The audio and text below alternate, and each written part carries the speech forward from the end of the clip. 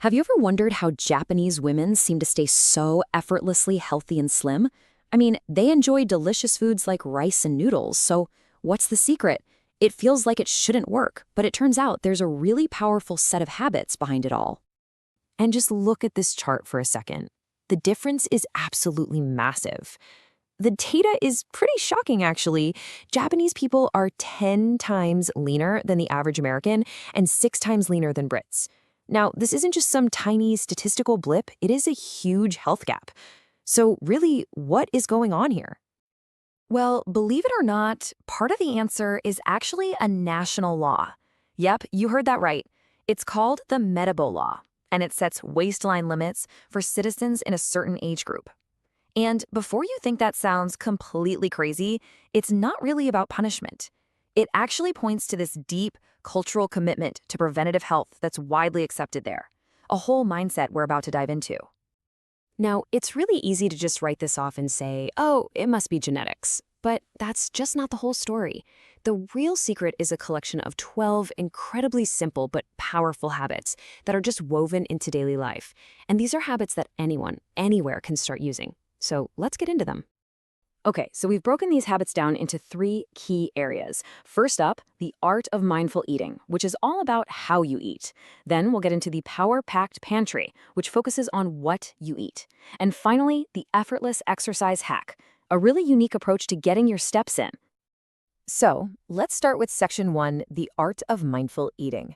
Honestly, this is the foundation for everything else because it's all about your relationship with food itself.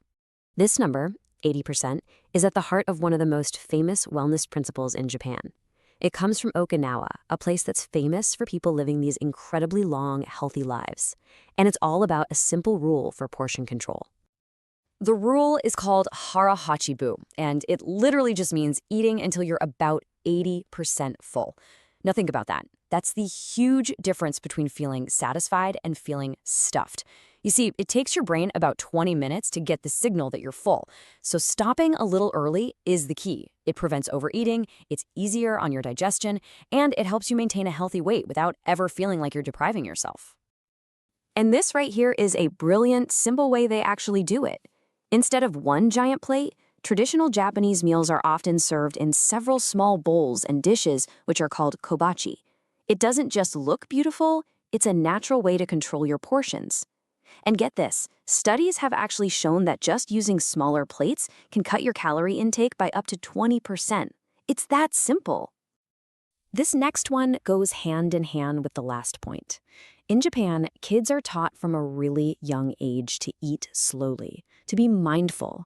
When you just wolf down your food, you don't give your brain enough time to get that, hey, I'm full signal from your stomach. And that's what leads to overeating and that awful bloated feeling. Just slowing down lets your brain catch up, it improves your digestion, and can even give your metabolism a little boost. Okay, here is a fantastic little hack that has a huge impact. It turns out the order you eat your food really matters. So, if you start with vegetables, that fiber slows down how fast your body absorbs sugar.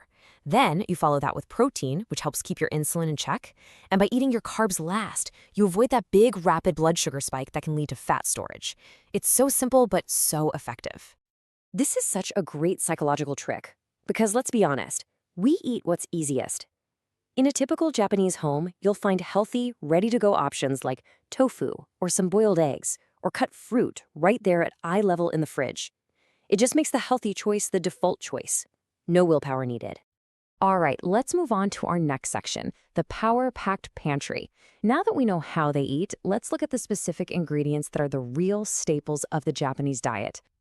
This one might sound a little different, but before the morning coffee, many people in Japan just start their day with a simple cup of hot water. It's a lot gentler on an empty stomach than coffee is, and it helps to gently wake up your digestive system and reduce bloating. This is so popular, you can even buy bottled hot water in their convenience stores.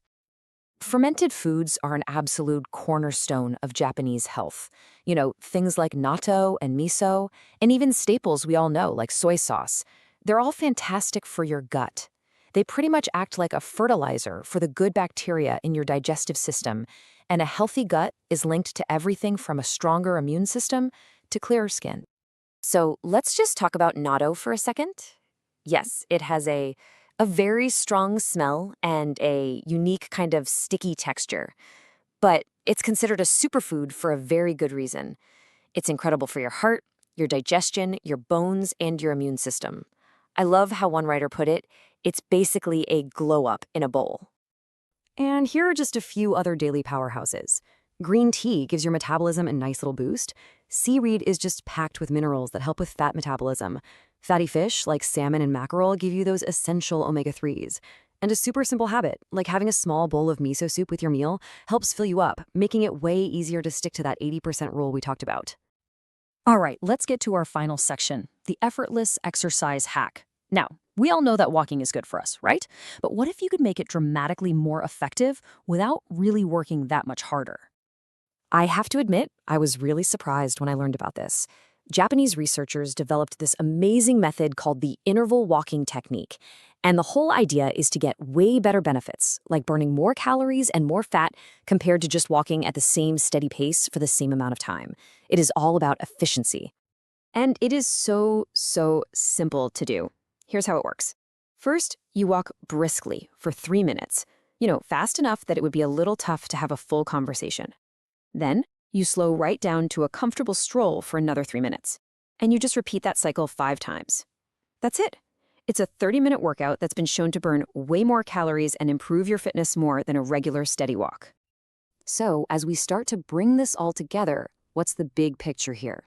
It's not about some punishing diet or an extreme workout plan. Not at all. It's about a philosophy.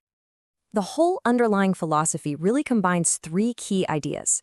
First, mindfulness, just paying attention to how and what you eat. Second, balance and variety, enjoying a huge range of different foods, but in small, controlled portions. And maybe the most important one of all, consistency. What all this shows is that it's the small, simple habits, the ones you do every single day, that create this incredible system for health and lead to really big, lasting results. So this isn't about a total life overhaul overnight. It's just about picking one small thing. Maybe it's using a smaller plate for your dinner tonight, or maybe it's starting your day with hot water tomorrow morning. The journey really does start with a single step. So looking at everything we've covered, which simple habit will you try first?